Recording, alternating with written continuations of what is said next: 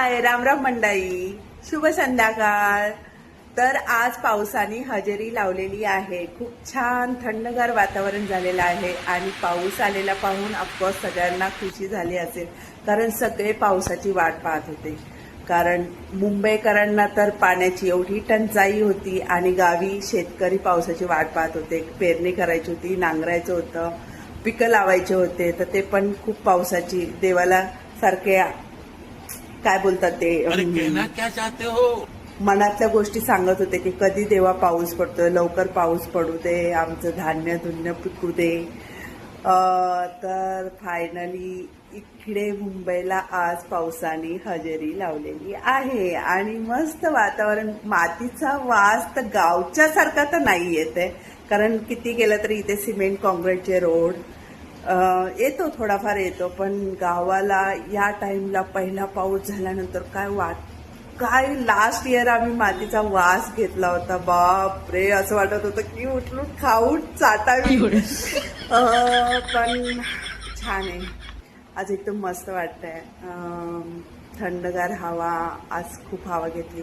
एकदा तर असं वाटलं की जाऊन पावसामध्ये भिजावं, पहिल्या पावसामध्ये भिजावं, पण मी म्हटलं चला आता थोडंसं पाने, फुले, बेली, झाडांना पहिला पाऊस घेऊन त्यांना छान वाटू दे, मग नंतर आपण पण भिजूया.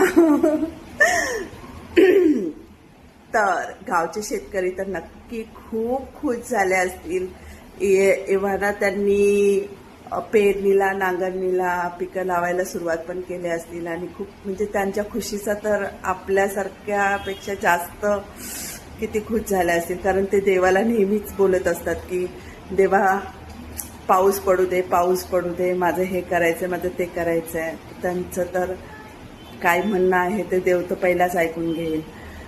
पण खूप छान वाटतंय. पहिली गोष्ट म्हणजे गरमी थोडी कमी जाणवते आज जास्त फॅनची हवा घेतली नाही, कारण की नॅचरल थंड हवा पावसाच्या याच्यामुळे घेतलेली आहे आणि खूप छान फील होत आहे. फायनली लास्ट इयर लोक जास्त पूर्ण बोलतात ना, नवरात्रीपर्यंत पाऊस खेचत गेल्यामुळे वैतागले होते पावसाला. मला आता वाटत होतं की या लोकांनी असं बोलून पाऊस आपल्यावर रुसलाय की काय, एवढा लेट पडतो. पण झाली बाबा, पावसाची सुरुवात झालेली आहे आणि वातावरण पण, क्लायमेट पण चेंज होत चाललंय. तर सगळ्यांनी हेल्दी राहा, स्ट्रॉंग राहा, स्वतःला जपा. ओके, तर हॅपी पाऊस डे. सबस्क्राईब बाय बाय करा. बाय.